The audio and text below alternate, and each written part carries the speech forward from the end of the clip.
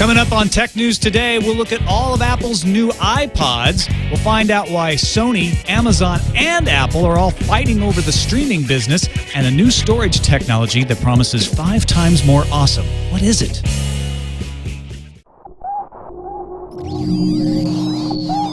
Netcasts you love. From people you trust. This is TWiT. Bandwidth for Tech News Today is provided by Cachefly at CACHEFLY.com.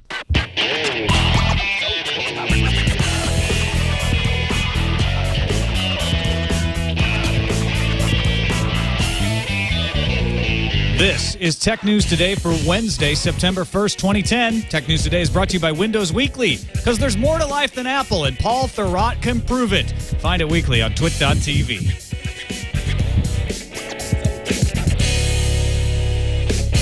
Welcome to Tech News Today. I'm Tom Merritt. Behind the board is our excellent producer, Erik Lanigan. Hey, guys. Tom, it's just Tom today. How are you? And some people back there. Just moved. We do have some special guests. Becky Worley is off on vacation, but joining us to fill in the gaps quite admirably is Mr. Scott Johnson, king of the Frog Pants Network.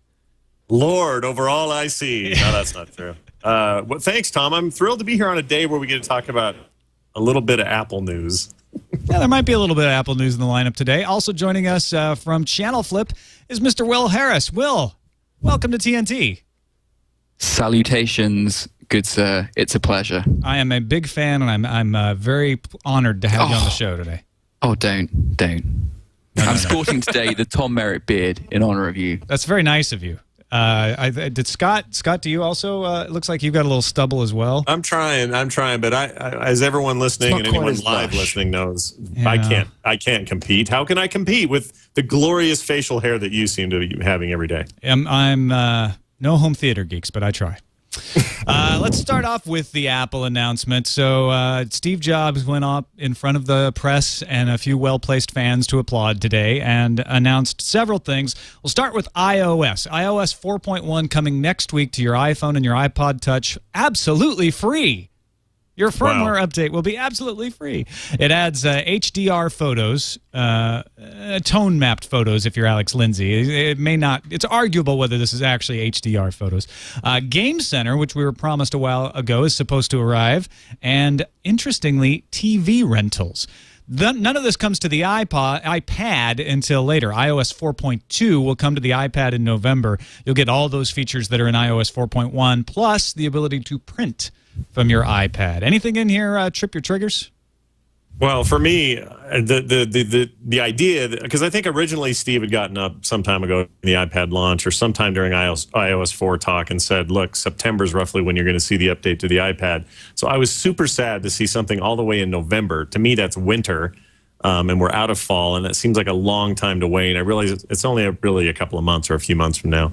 But I would really like to see that sooner, and I don't really understand what it is about 4.1 that we can't get it along with everybody else. And if it's the printer thing holding it up, that bugs me a little bit. But the printer thing is nice. Is it enough to make up for the delay on getting my update? Probably not. That didn't really impress me that much. But it is good to know we have a rough time frame, and that we'll finally get an update to our iPads that we have sorely needed. Will, what about you?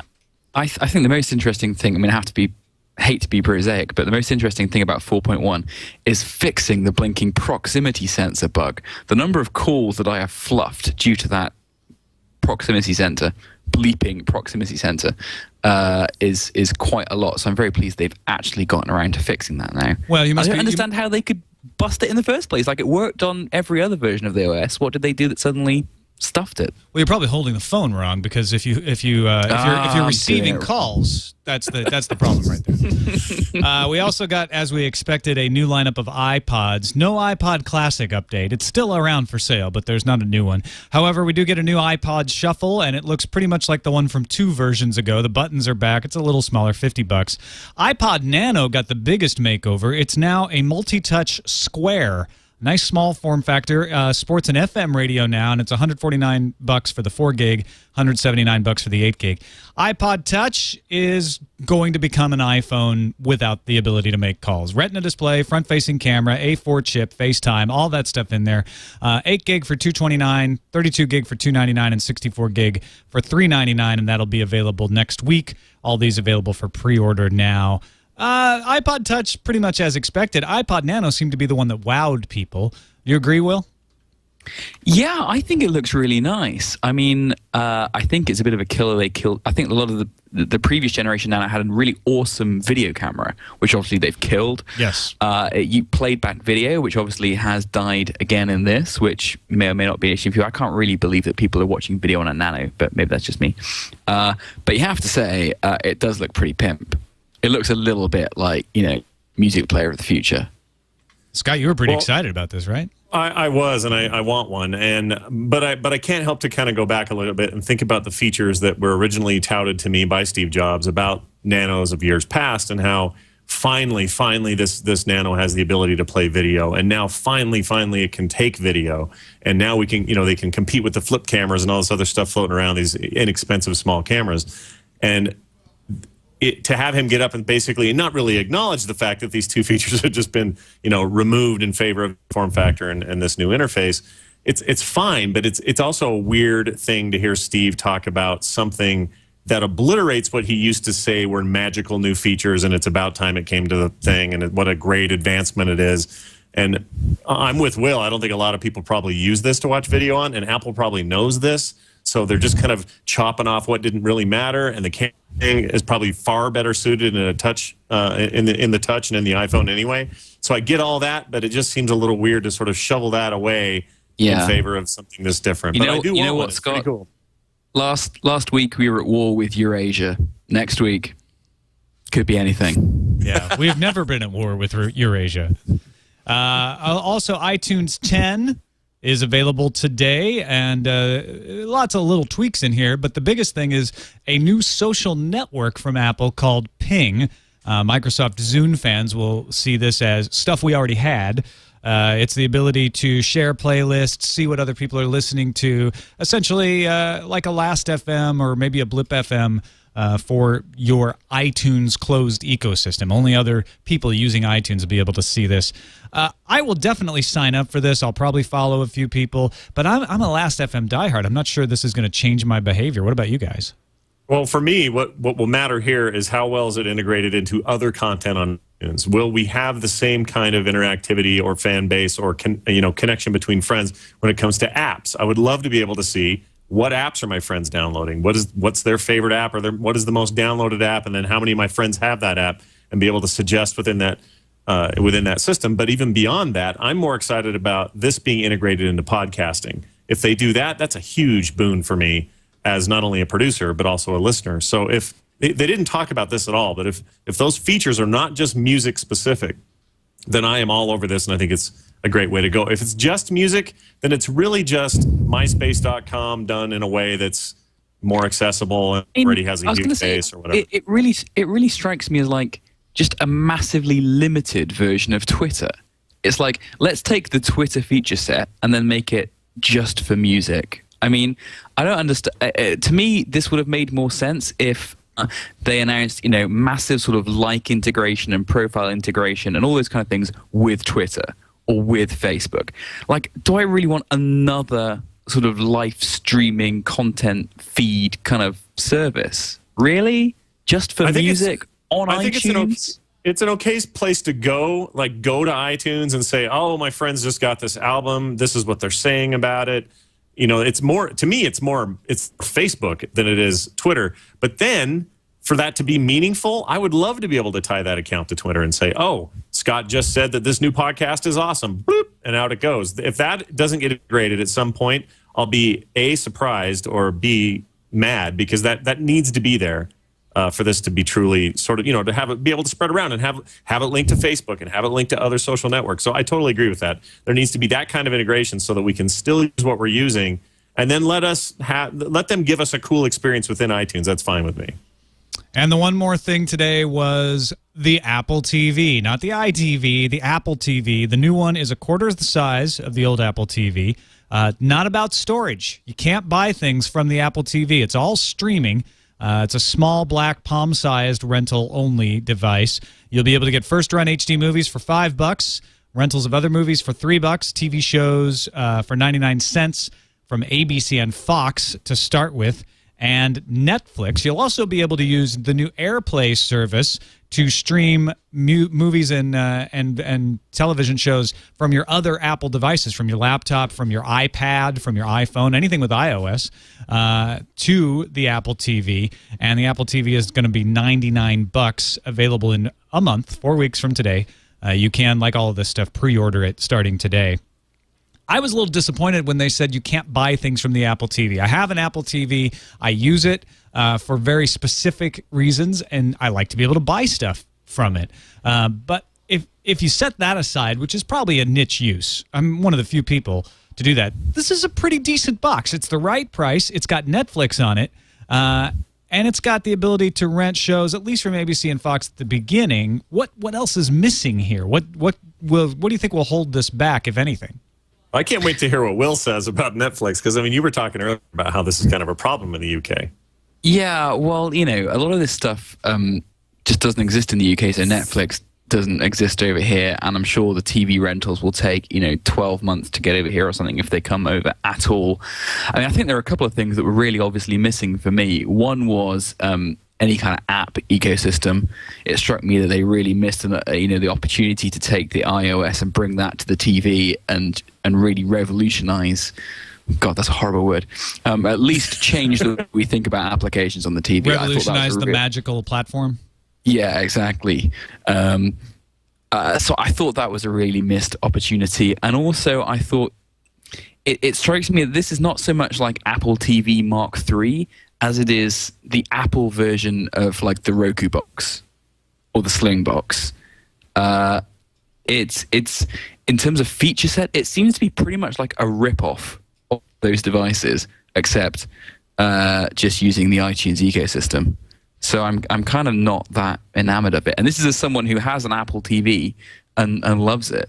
I don't really see what it does. Well, yeah, that's different or new. All it does is lower the price and add Netflix, which you can't even get. So Yeah. So Yeah.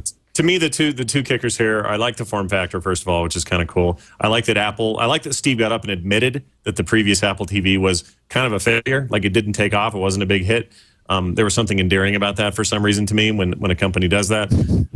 But that aside, I like the form factor. I like the fact that they've learned, as many are learning, that streaming is the future. We don't necessarily need to have giant files on hard drives to be happy consumers. And so we're getting a better price point. $99 is a huge part of this for me being interested.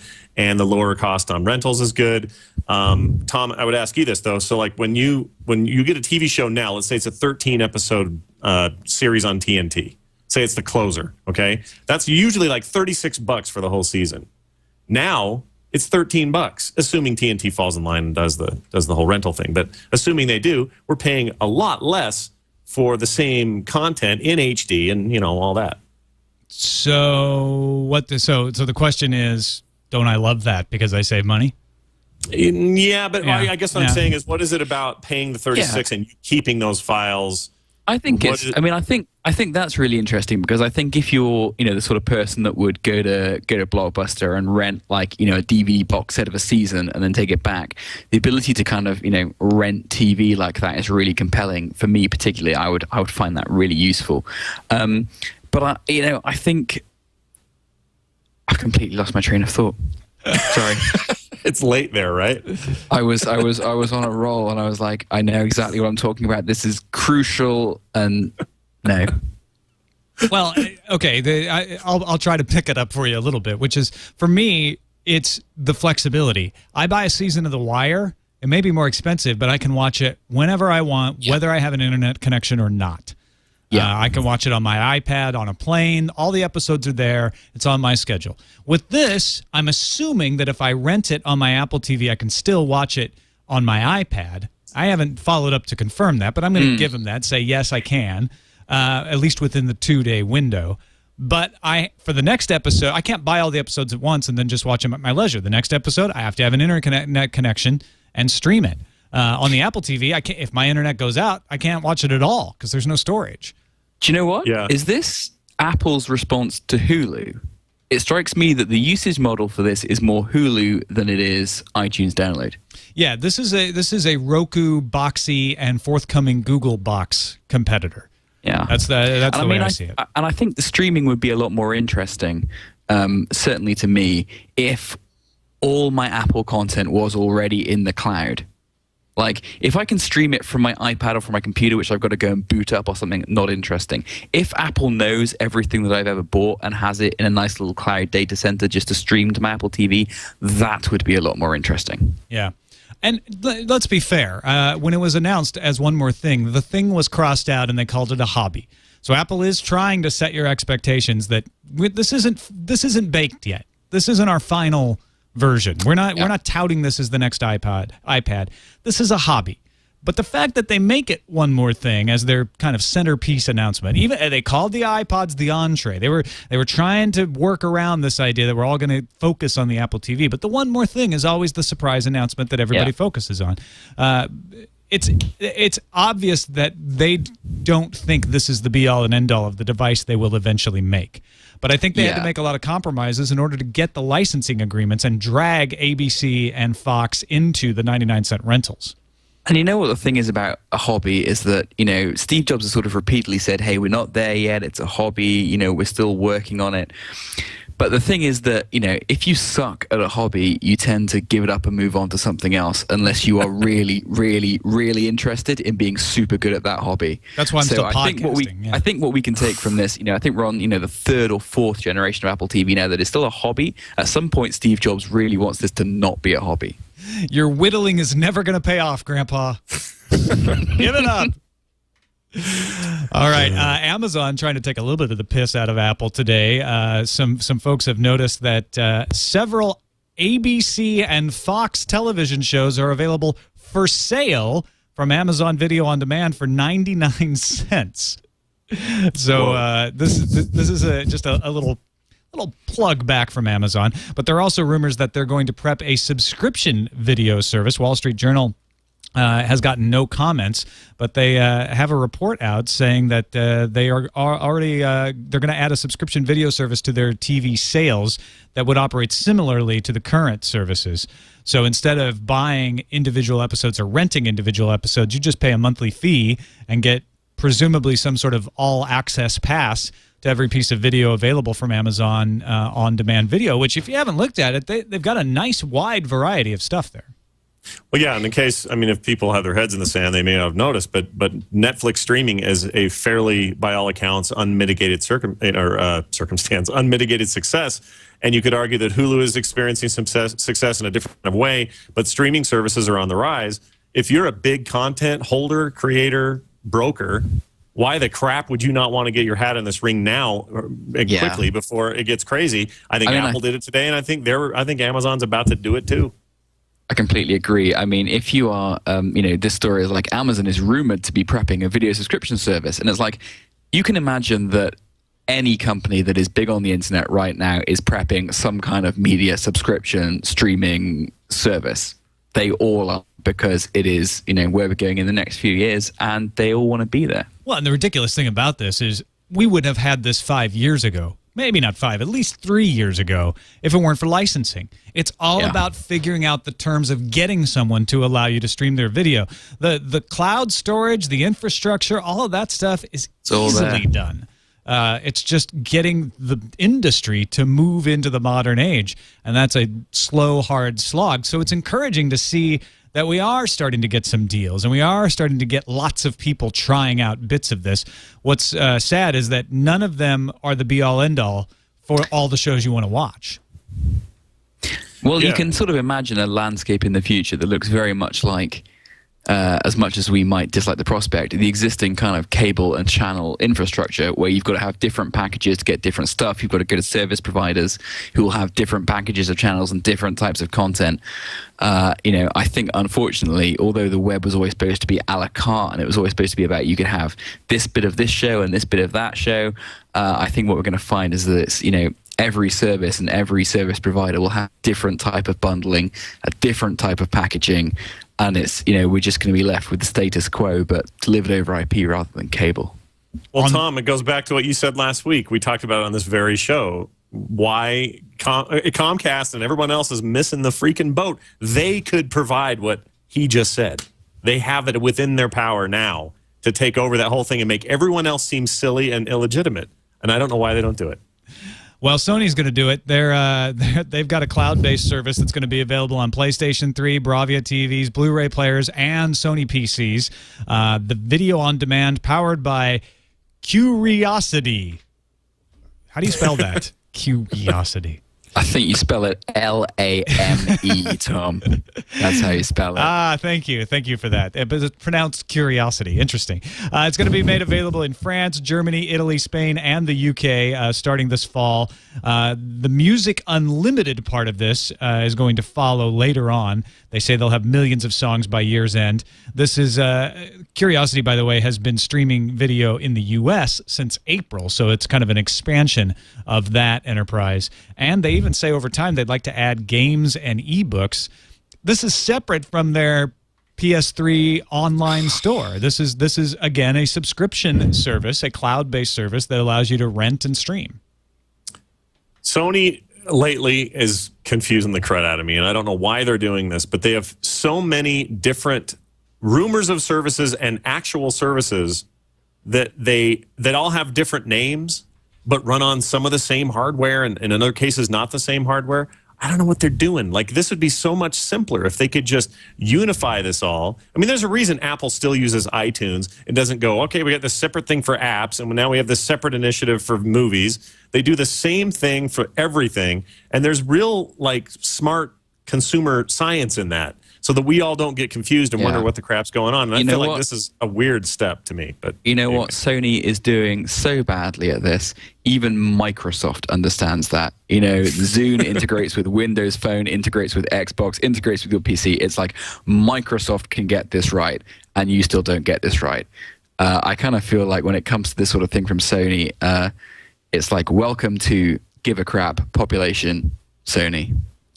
You know what, though? We're going to have to throw a lot of these kind of services against the wall before we finally coalesce. It's survival of the fittest out there. Yeah. This is that part of the process where we widen out. We have hundreds of unsatisfactory services, and Google is not going to be an exception when they come out. And then they start to eat each other until finally they whittle down to 1, 2, or maybe even 3 services that have practically everything and can actually compete. But we're about this means we're only about 2 or 3 years away from having the thing we want. Yeah, and if you look at Microsoft as the example, they've done so good with integrating live into the way the Xbox works and how people use their media and how they use their games. And Sony, while a little late to the game, has finally gotten to the point where the PSN is kind of in that range, and they're kind of being able to deliver similar quality. But like Microsoft, they've just scattered everything else to the wind to these different divisions. None of them sort of work together, yet they want this unified experience. And if you got a PS3 into your table, and now you're asking me to understand how to get into PSN, the free version, and I got to have PlayStation Plus to do these other things, and I got to have this third thing. They really need to refine that down, right? There's no way I'm doing it. Yeah. Well, another thing that Sony often gets criticized for is their ebooks, but they are, in fact, the second best-selling ebook reader, as far as we know, in the world today, second only to the Kindle. And they just announced an entirely new lineup of e-readers today. Now, here's what's interesting about it. They've added touch to everything. So you'll be able to get a 3G Wi-Fi 7-inch e-reader for $299, a mid-range touch for $229, and the pocket reader with $179. The $229 and the $179 don't have Wi-Fi, but they all have touch. How can they be that expensive when you can get a Kindle for less than $150? Exactly. The Amazon Kindle Wi-Fi only, no 3G, is $139. In fact, the 3G and Wi-Fi Kindle is $189. So almost the same as the pocket reader that's 7 inches that doesn't have Wi-Fi. Yeah. Of course, Kindle doesn't have touch. And then, of course, you have the Wi-Fi Nook for $149. That's cheaper than all 3 of the Sony models. on the face of it, it looks like, how could they possibly compete? This is what Sony does. This is what they do. They overprice their launch, and they think people are wanting to pay for the name more than they do. That worked in the 80s and the early 90s. It doesn't work anymore. It just doesn't work. I don't get it. And I think saying that Sony is coming second to the Kindle in the e-reader market is like saying that I'm coming second to, Usain Bolt in the 100 meters. It's like, yes, that is technically true. However, he is so far ahead of me, I might as well not be in the same race. This is a race where you, me, and Usain Bolt are running, and you came in second, is essentially what's going on. This is what we're saying. I see. I'm Barnes & Noble in this metaphor. I see. No, it's a good metaphor. Although the sales are strong, and I thought Larry Dignan had a really interesting point on this on the ZDNet Between the Lines blog. He said the reason Sony can get away with this is that they're in more markets. They have a global view, so they can go sell these Sony readers in a lot of markets that Amazon can't, and that Barnes & Noble can, and so they price accordingly while they can. And eventually they'll have to feel that price pressure and bring them down. But because they have this huge behemoth-like presence, which works against them in a lot of ways, it helps them in situations like this. Yeah, and just before people, email the show or whatever saying that we sound like a bunch of Sony haters, it pains me to see this because I love Sony, and to hear about these weird services, way overpriced things that don't compete, it pains me because I'm a longtime Sony fan, and I want Sony to succeed. I want them to shine.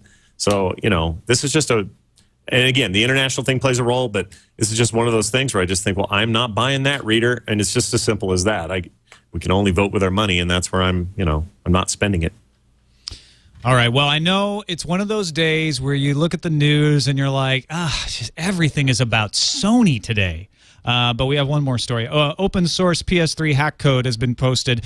If you remember the dongle for the PS jailbreak that was available in Australia that the courts said you could not sell anymore. And in fact, all the dongles had to be handed over to Sony during the pre-trial. Someone has figured out how to reverse engineer it and put out the PS Groove, which is source code for that hack. It allows you to run unsigned code. It's targeted towards homebrew games. You have to compile it yourself. And as of right now, the code will not play backed up or copied games. You can bet that it's not long before some enterprising hacker works through that source code and figures out how to add that functionality in. But it's definitely towards the geeks, but it's a great victory for homebrew.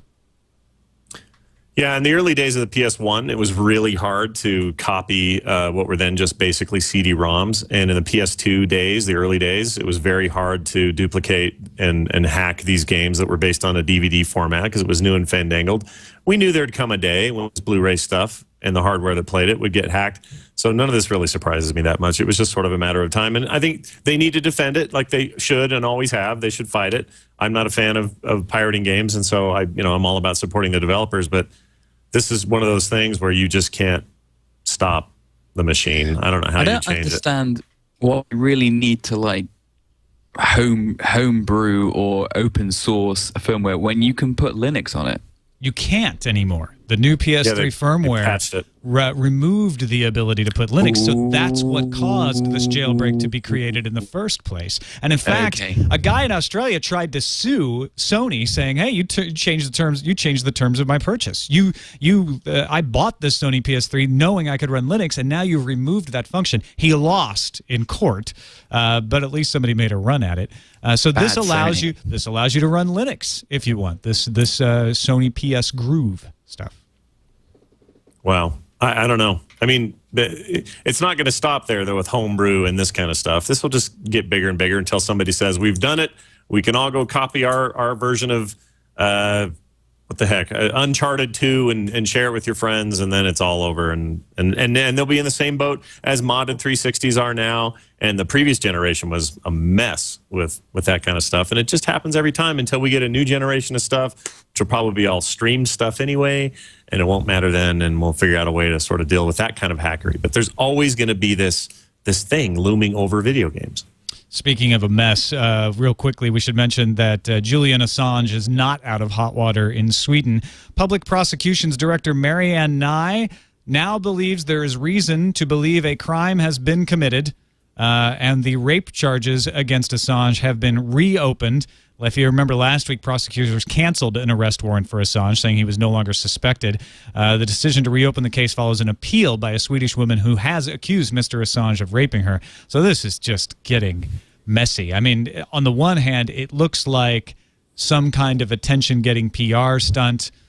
You could even take it as far as saying it's some kind of smear campaign, which Assange has said, or some kind of conspiracy.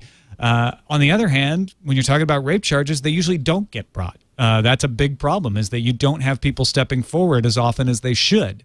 So you have to take it seriously. Well, you had to, at some point, you just have to get past all of the noise this is making and just investigate it, as purely as you can, and take the accusation seriously, because you have to. I mean, you have to. It doesn't mean you're saying, oh, he's guilty, and it may very well be it's a total, just a way to smear his name. But you still have to take those kinds of charges, seriously. If it does turn out that it was just a big smear campaign, it should come out in some form or another. There should be some way to prove that.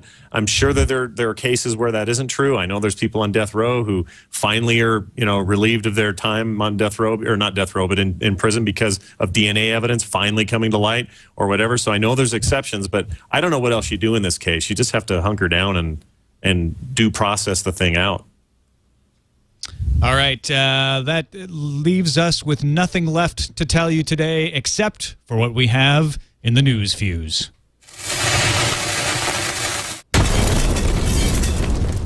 New browser usage stats from net applications show that nothing is changing much. Generalissimo Franco is still dead.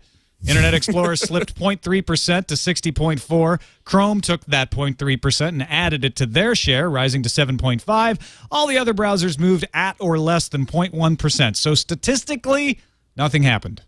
Yeah, it makes me sad. In other news, HP Labs announced a joint development agreement with Hynix Semiconductor to bring it Memristor. Am I saying that right? Memristors. I'm a big Memristor fan. Don't get that wrong. All right. Chip to the market in 2013. That is not very far from now. HP Labs senior fellow Stan Williams says the Memristor is a universal memory that over a sufficient amount of time will replace flash, DRAM, magnetic hard disk, and so on, and possibly even SRAM. HP hopes to sell Memristor devices that use 1/10 of the power and twice the storage of equivalently priced flash media. And that is not the only threat in the offing for flash memory. Researchers at Rice University, is that a real university? Yeah. Said that today they have been able to create a new type of non-volatile memory using nanocrystal wires. Nanocrystal wires, which sound like an upgrade from Final Fantasy. The nanocrystal wires are just 5 nanometers wide, which is 5 times smaller than the 27 nanometer NAND flash memory, which is being manufactured today. 5 times smaller is 5 times denser, which means 5 times more awesome. Yes, we want more awesome. Wall Street Journal reported Wednesday that Sprint's directors are considering allowing T-Mobile to invest in its Clearwire unit, which needs additional financing to complete the nationwide rollout of its 4G WiMAX network. An investment could involve T-Mobile and Clearwire's TD-LTE trials that are planned for Arizona later this year. So intriguing to think of T-Mobile on WiMAX. Well, speaking of investment, director Simon Close raised $30,000 on Kickstarter to pay for a professional editor and be able to use an editing suite to put together a documentary on the Pirate Bay. Close said he has over 200 hours of footage already and plans to record more during an upcoming trial appeal. You might say that he's close to getting his movie made. He's going to put a torrent out of it, too, I'm sure. Grown. Starting next July, eBay will no longer let Google provide checkout services on eBay itself. In fact, it won't allow any checkout service except its own PayPal service of doom. Also, happy birthday, eBay. Can you believe it? 15 years old today. What's that in dog years? Oh, man, that's dead in dog years, right? If the dog was 15, yeah, it'd be close to dead. So yeah. It wouldn't be doing too good. And there is your eBay metaphor. A new version of WebOS, remember WebOS, has been released as a limited beta available to a select group of developers. In version 2.0, HP and Palm have focused on giving developers a wide variety of options. The innovations in 2.0 tweak the cards and search functions while adding a creative display option called Exhibition. No word if they've actually added sales. And finally, starting on Sunday, Target, or Target as I like to call it, stores nationwide here in the U.S. will feature Facebook credit gift cards in increments of $15, $25, and $50. The credits can be used for more than 150 games and applications available on Facebook. The retailer said cards will also be available on Target.com. Kind of a iTunes gift card kind of action going on there. Good, because there were parts of our lives that Facebook wasn't yet involved in. Like my Target visit. Yeah, I'm glad to see they're expanding finally. Yeah. All right, on to the calendar. Microsoft is bringing back Windows 7 Family Pack coming October 3rd for a limited time only because infinitely copyable keys are limited in supply. Anyway, they'll have a limited number of family packs available. It gives you a 3-computer license when you buy it for, I think, like $149. Upgrades only, by the way. The first 3D NFL game will be on Verizon Fios tomorrow night. It's the Giants versus the Patriots in 3 dimensions. Preseason, though, so you only get good players for the first quarter. The Motorola Milestone 2 launches today, 720p HD video, so it's got a little something on the Droid 2. You get Android 2.2 and Moto Blur Enhanced as well. And then coming up at Dragon Con, we'll be out there Saturday night, September 4th. Surprise, Tom! What the It's crap me, is that? Justin Robert Young of NSFW. I'm hacking into your tech news today to let everybody know that live at Dragon Con Friday at 7 p.m., me and Brian Brushwood will be bringing everybody there a live edition of NSFW. We want everybody who's there, TWiT fans, to come and show up. Please, please, please. I guarantee you it won't be a bad time. And that's my menacing, hacked information that I want to get out over the TWiT airwaves. You're the freaking Max Headroom of TWiT. It busted into the signal. I figured I wanted to be the Chris Martin of this TNT, so I was thinking about doing the entire thing off key. Do you have a second announcement that hasn't been released yet? Sure. I don't know. I could do some really cheesy pre-written jokes about Apple. Hey, I'll tell you this. I've got a panel at the same time as NSFW show, but I will ditch it early to come into NSFW show if you'll come to the meetup Saturday night at the Sundial Restaurant. I'll tell you what, I would not miss it for the world. I mean, I'm so excited. This is the first time that we've had any kind of big TWiT meetup since NSFW has been on the network. So I'm so excited to meet just kind of the TWiT community at large. I've never been to Dragon Con, so I could not be more excited to get in my car tomorrow and drive 9 hours to Atlanta. That is exciting. Don't forget the Depends.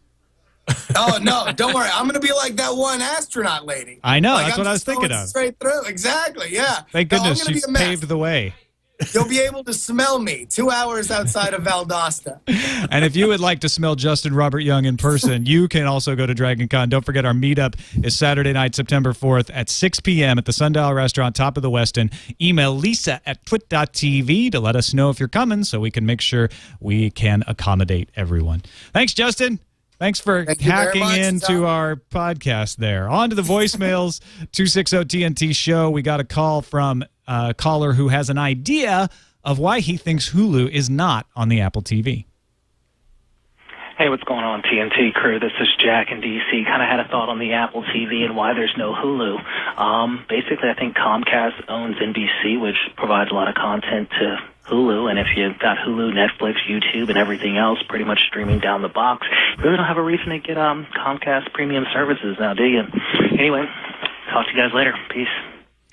Well, doesn't this speak to Will's idea of them missing an opportunity on Apple TV to do an app structure that you could go spend $10, $9 on the Hulu app and use it like you would on your iPhone or your iPad? That we've already got that going on. I feel like something like that would have supported these other parties who weren't willing to put a free app out or weren't the Netflixes of the world or whatever, and they still had their premium designs that were outside of Apple's. That would have been a great idea. It's interesting. I mean, one thing that pulls the thread out of this is that NBC is not owned by Comcast yet. It's still going through regulatory approval. If you want to put your tinfoil hat on, it's possible that Comcast is already, acting as if they are going to own NBC and through some back channel pressuring NBC not to make a deal. But that would actually be against regulations. That would get them in hot water if anybody could prove it. I don't know if there's much to a conspiracy theory there other than just the general idea of them wanting to make Hulu just enough of a success without threatening the actual ratings of live broadcast. They still see that, and rightly so, as their main moneymaker, and they don't want to move too fast. And I think you're assuming maybe that if Hulu was happy for their service to be on Apple TV, that Apple would want it. I mean, I think the point about the Apple TV is that it locked, I mean, apart from Netflix, and that's an interesting departure, is that it locks you into the Apple ecosystem. You rent your TV from Apple, you get your music from Apple. Why would they want to, give away free shows on Hulu when they can charge you 99 cents to stream it? Well, because they got advertising on Hulu, or actually with the Hulu app on Apple TV, one would assume that it would be Hulu Plus, which is the only app you can get on the iOS so far, and that requires a $10 a month subscription. So, but the subscription's not to Apple, is it? Yeah, exactly. Well, Apple gets to take its 30%, right? But that's less than they probably get from the 99 cents. They probably get a much better deal there. You're right.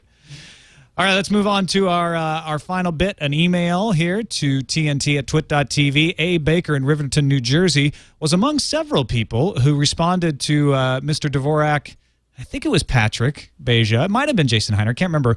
Anyway, John, for sure, wanted to accuse the new WikiLeaks data center of being a fraud, a fake, a conspiracy. But that's a fraud. It was like he was here. A. Baker says that the data center is real, and there is a tour of the facility available on YouTube that you can watch. That has nothing to do with WikiLeaks. Sure, it doesn't. Sure, it's a real tour. But anyway, it shows the data center, and frankly, even though it was fake, it looks pretty cool. I mean, this thing is deep, deep down in a nuclear bunker. Yeah, that's the coolest fake data center I've ever seen. Where else would you want your data? Nowhere I can think of. All right, folks. Well, thanks for watching, and big thanks to our guest, Will Harris. It's a pleasure having you on. I can't wait to have you on again someday. So excited. Let's do it ASAP. Let the folks know all about Channel Flip and where they can find you online. You know what? Channelflip.com. Or you can follow me at twitter.com/Will Harris. Scott Johnson, of course, good to have you back again, as always. And aside from Forecast on Mondays on TWiT and Current Geek Weekly on Fridays, you got anything else you want to throw out there to let people know about? Yeah, I would like to. Frogpants.com is the place to find all the podcasts, but I want to specifically point to FilmSack this week. We are going to be recording a show, actually, right after this, where we discuss the much maligned film Zardoz, which came out in 1974, and it is a hulking piece of garbage. And I cannot wait to talk about it on FilmSack, so people can learn more about that at filmsack.com. And Scott and I are actually collaborating on a little a cartoon thing called Snorb. And what's the URL? It's a Tumblr blog, right? Yeah, it's a Tumblr blog. I actually own snorb.org, which I'll also have forward there, but it's snorb.tumblr.com. And basically, it's really random thoughts out of Tom's brain that I then take and illustrate. Yeah, very random. And I go and illustrate them. It's very simple stuff, just whipped out in black and white. We put one up Monday, Wednesday, and Friday every week. And if you're familiar with my comic work at all, it'll be familiar to you. And what Tom is doing with the writing is awesome. They're not really meant to be web comics per se. They're more just like streams of consciousness. And I recommend people check it out. It is definitely a lot of fun for us, and I hope people are enjoying it. All right, I got to go start planning Dragon Con with Veronica. She's IMing me right now. So tomorrow's show will come to you live from Atlanta. Check it out every day, live.twit.tv at 5:30 Eastern. And you can find us at twit.tv/TNT. Email us TNT@twit.tv and give us a call, 260-TNT-SHOW. We'll see you tomorrow, folks. Bye.